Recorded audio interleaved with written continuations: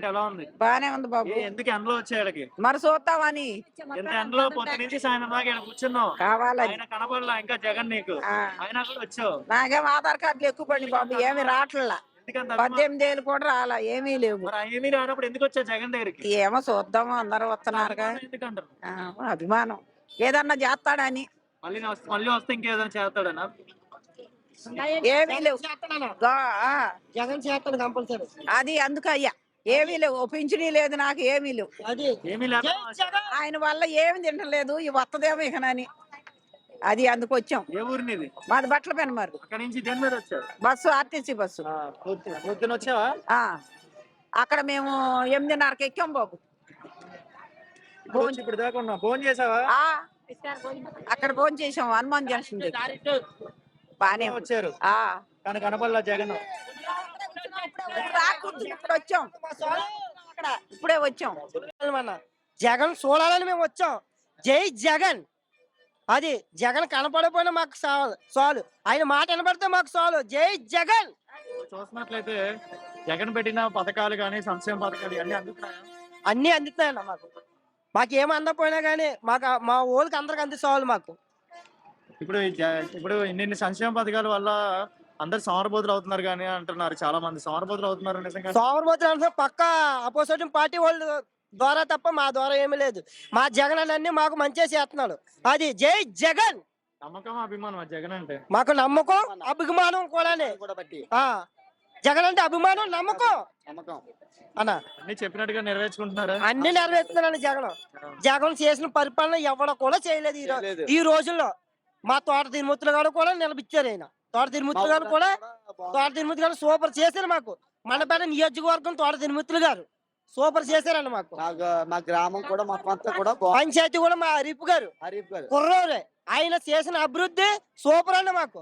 అది మాకు చాలు. ఆయన జగన్ గారు మా గుండెల్లో ఉన్నారు, మా ప్రెసిడెంట్ మా గుండెల్లో ఉన్నారు, మా నాయకత్వం మా గుండెల్లో ఉన్నారు. మాకు అది చాలు అన్న. జై జగన్. మాకు ఇంకేం వద్దన్న.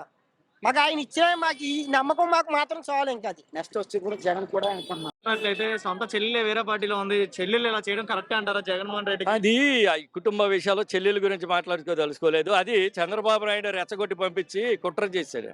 మరి చంద్రబాబు అది కుటుంబాన్ని ఎలా ఎడదీయాలో అది చంద్రబాబు నాయుడుకి ఒక్కరికే చెల్లింది. ఆనాడు కుటుంబంలో ఒక శనిగళ్ళ దాపరించాడు. ఆనాడు మా అన్న ఎన్టీఆర్ పరిపాలనలోకి ఆనాడు కాంగ్రెస్ పార్టీలో ఉండేవాడు.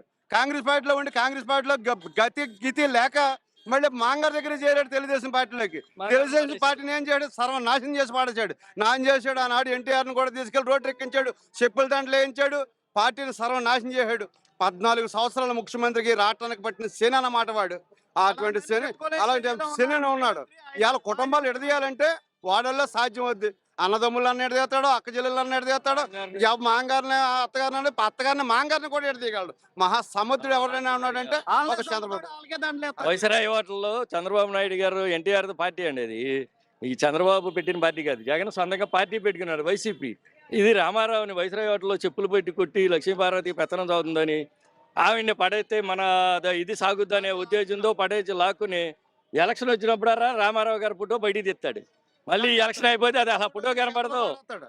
అసలు ఇప్పుడు నువ్వు 14 ఏళ్ళు సీఎం చేశాను అన్నావు. 14 ఏళ్ళు 40 ఏళ్ళు నువ్వాగాగు. నువ్వు 14 ఏళ్ళు చేసినప్పుడు అసలు నువ్వు వాళ్ళ దగ్గరికి వెళ్ళాలి. నీ అనుభవం ఉంది అన్నాడు. నువ్వు ఒంటరిగా 150 సీట్లు ఎందుకు పోటీ చేయు? నీకు అంత భయం ఏంటి? ఒంటరిగా పోటీ చేయి. నువ్వు అనుభవం ఉన్నాడు, వయసులో పెద్దడు. ఆయన వయసులో సింగల్గా వస్తాడు. నేనేదన్నా మీకు ప్రతి ఇంటికి ఏదన్నా చేశానంటే నాకు ఓటేయండి అనేది ఒక వినోదంగా అడుగుతున్నాడు. అట్ట మీరు అడగండి. దమ్ము ధైర్యం ఉన్న నాయకులుగా మీరు రండి, ఆ పార్టీ రండి, ఈ పార్టీ రండి, ఈ పార్టీ రండి, ఆ పార్టీ ఎందుకు?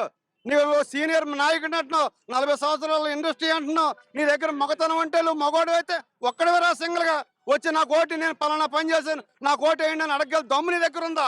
నీ దగ్గర లేదు. చెప్పుకోవడానికి చేసిన పని లేదు నీ దగ్గర. ఇంకెందుకయ్యాలు నాయకుడిగా? ఈ ముసలారికి వచ్చిందో ఇక్కడ కూకొని ఏదైనా మంచి సలహాలు ఏమైనా ఉంటే ఇస్తే ఆ ప్రజలకు ఏమైనా ఉపయోగపడుతుంటే ఈ సాగుకాల టైంలో అదన్నా దేశానికి ఉపయోగపడతామో రాష్ట్రానికైనా. ఎందుకు వచ్చిన పని నీకు? అసలు ఎంతమందిని పోగొట్టుకుంటావు? బీజేపీ వాళ్ళు రమ్మంటున్నావు, కాంగ్రెస్ వాళ్ళు రమ్మంటున్నావు, ఇందులో వాళ్ళు తీసుకెళ్ళి అందులో పెడుతున్నావు, అందులో తీసుకొచ్చి ఇందులో పెడుతున్నావు. ఎందుకు వచ్చిన పని ఇది? తెలంగాణలో కాంగ్రెస్ సపోర్ట్ అభివృద్ధి ఏమండి? ఏపీలోనేమో జనసేన పొత్తు అంటాడు, కాసేపు ఢిల్లీ వాళ్ళతో పొత్తు అంటాడు. అసలు ఇది ఏ పార్టీయో నువ్వేంటో కూడా ఎవరికి అర్థం కాని పరిస్థితుల్లో ఉండవు నువ్వు. ఇవాళ వరకు నీకు సీట్లు పంపిణీ దిక్కు దివ్వడం లేదు ఇవాళకి. ఇప్పుడు అది అప్పుడు తెలుసుద్ది. వైద్యరాయవాటలో చెప్పులేటు బట్టి రామారావు గారు సోమవారంకి ఇచ్చి అల్లుడు కాదు దుర్మార్గుడు దుశాచరుడు అన్న క్యాసెట్ పెట్టండి, మీకే అర్థం అవుతుంది. మేమేదో భాష ఎక్కువగా మాట్లాడినాం, పద్ధతిగా ఉండదు కనుక సబ్జెక్ట్ మీద మాట్లాడాలి ఎవరైనా కానీ. నువ్వు ఇవాళ నీకు అంత కర్మ ఏం పట్టింది? ముఖ్యమంత్రి లేకపోతే బతకాలన్నా నువ్వు 2 ఎకరాలోడు ఇన్ని కోట్లు లక్షల ఆస్తులు నీకు ఎట్ట వచ్చింది? అంటే నేను జైలు తీసుకెళ్లారంటే ఏమీ లేకోకుండానే తీసుకెళ్లారా ఇవాళకి? నీకు నువ్వు ఎన్నాళ్ళ నుంచి మేనేజ్ చేసుకొచ్చావు. లాయర్లా నీకు స్టేషన్ దొంగతనానికి ఏది సుప్రీంకోర్టు నుంచి లాయర్లు తీసుకొచ్చావు.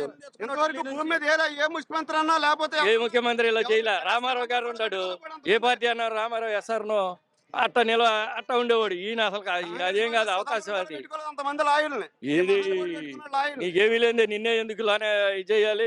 వ్యవస్థలో మేనేజ్ చేసావు గవర్నమెంట్ అడ్డం పెట్టుకుని. వెళ్ళి పెళ్ళాన్ని అడ్డం పెట్టుకుని